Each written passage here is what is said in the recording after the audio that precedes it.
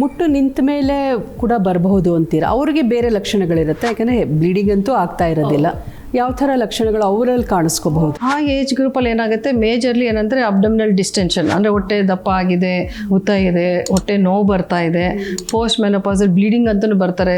So hormonal imbalance ಆಗಿರುತ್ತೆ, ಅದರಿಂದನೂ bleeding ಆಗ್ಬೋದು ಅವ್ರಿಗೆ. ಮೇಜರ್ಲಿ ಮಾಸ್ ಅಂದರೆ ಓವೇರಿಯನ್ ಟ್ಯೂಮರ್ ಇಂದನೇ ಆಗುವಂಥ ಪ್ರಾಬ್ಲಮ್ಸ್. ಎಷ್ಟೋ ಸರಿ ಏನಂದರೆ ಯೂರಿನರಿ ಇನ್ಫೆಕ್ಷನ್ಸು, ಸರಿಯಾಗಿ ಯೂರಿನೇಷನ್ ಆಗ್ತಾ ಇರಲ್ಲ, ಮೋಷನ್ ಪ್ರಾಬ್ಲಮ್ಸ್ ಇರುತ್ತೆ ಅವ್ರಿಗೆ, ಈ ಥರದ್ದು ಪ್ರಾಬ್ಲಮ್ಸ್ ಅಂತ ಬರ್ತಾರೆ. ಅಲ್ಲಿ ಏನಾಗುತ್ತೆ, ಮೇಜರ್ಲಿ ಮಾಸ್ ಇಂದನೇ, ಓವೇರಿಯನ್ ಟ್ಯೂಮರ್ ಇಂದನೇ ಆಗುವಂಥ ಸಮಸ್ಯೆಗಳು.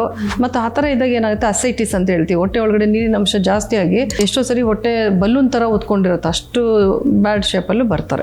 ಏನು ಕಾರಣ ಡಾಕ್ಟರ್ ಇದು ಬರೋದಕ್ಕೆ? ಜೆನೆಟಿಕಲಿ ಏನಾಗುತ್ತೆ, ಈಗ ಅವ್ರ ಫ್ಯಾಮಿಲಿನಲ್ಲಿ ಯಾರಿಗಾರು ಬ್ರೆಸ್ಟ್ ಕ್ಯಾನ್ಸರ್ ಇದ್ರೆ ಅಥವಾ ಸರ್ವಿಕಲ್ ಯೂಟ್ರೈನ್ ಕ್ಯಾನ್ಸರ್ಸ್ ಇದ್ರೆ ಓವೇರಿಯನ್ ಕ್ಯಾನ್ಸರ್ ಆಗೋ ಚಾನ್ಸಸ್ ಜಾಸ್ತಿ ಇರುತ್ತೆ. ಸೊ ಆ ಥರದ್ದು ಆಲ್ಮೋಸ್ಟ್ 10 to 15% ಹೈ ಇರುತ್ತೆ ಆ ಥರದ್ದು ಫ್ಯಾಮಿಲಿಗಳಲ್ಲಿ. ಸೊ ಅವ್ರಿಗೆ once they are aware of that, ಫ್ಯಾಮಿಲಿನಲ್ಲಿ ಈ ಥರದ್ದು ಕ್ಯಾನ್ಸರ್ಸ್ ಇದೆ ಅಂದರೆ ಇಯರ್ಲಿ ಒನ್ಸ್ ಸ್ಕ್ರೀನಿಂಗ್ ಅವ್ರು ಬರಬೇಕು, ಮಸ್ಟ್ ಅಂಡ್ ಶುಡ್. ಆವಾಗ ನಾವು ಬಿಫೋರ್ ಕ್ಯಾನ್ಸರ್ ಬಿಕಮ್ಸ್ ವರ್ಸ್ಟ್ ಅಥವಾ ಆಬ್ವಿಯಸ್ ಕ್ಯಾನ್ಸರ್ ಆಗೋದಕ್ಕೆ ಮುಂಚೆನೇ ನಾವು ವಿ ಕ್ಯಾನ್ ಡಿಟೆಕ್ಟ್. ಆಮೇಲೆ ರೆಗ್ಯುಲರ್ ಆಗಿ ಕೆಲವೊಂದು ಟೆಸ್ಟ್ಗಳನ್ನ ನಾವು ಅಡ್ವೈಸ್ ಮಾಡ್ತೀವಿ. ಟ್ಯೂಮರ್ ಮಾರ್ಕರ್ಸ್ ಬರುತ್ತೆ, CA-125 ಅಂತೆಲ್ಲ. ಕೆಲವೊಂದು ಜೆನೆಟಿಕ್ ಮ್ಯುಟೇಷನ್ಸ್ ಇರೋದನ್ನು ನಾವು ಡಿಟೆಕ್ಟ್ ಮಾಡ್ಬೋದು.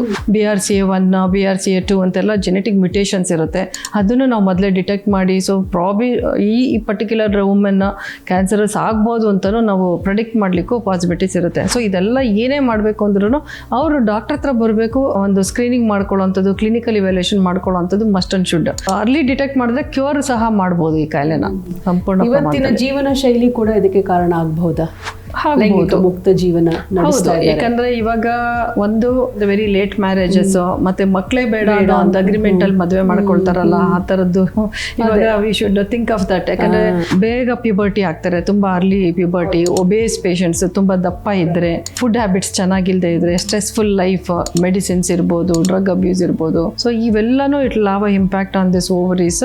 ಓವೇರಿಯನ್ ಕ್ಯಾನ್ಸರ್ ಆಗುವಂಥ ಚಾನ್ಸಸ್ ಈ ಥರದ ಲೈಫ್ ಸ್ಟೈಲಲ್ಲಿ ಜಾಸ್ತಿ ಇರುತ್ತೆ.